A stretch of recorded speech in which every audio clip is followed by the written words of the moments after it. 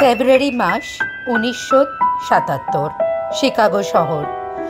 North শেরিটন রোডের এক flat থেকে বেরিয়ে আসে ধোঁয়ার গন্ধ।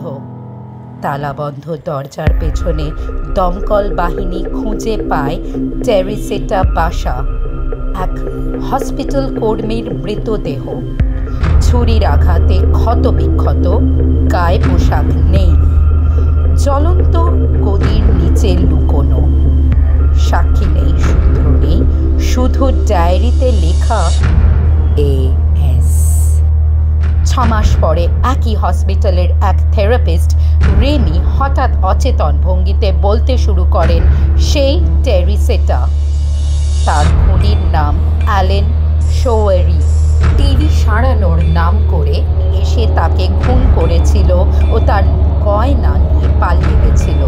পুলিশ সেই গয়না পায় শোয়ারির প্রেমিকার বাড়িতে। অ্যালেন ধরা পড়ে, স্বীকার করেন অপরাধ। টেরিসেটা নিজেই নিজের হত্যার রহস্য খুলে দিয়েছিলেন। সত্যি কি তাহলে মৃত্যুর পর ফিরে আসা যায়?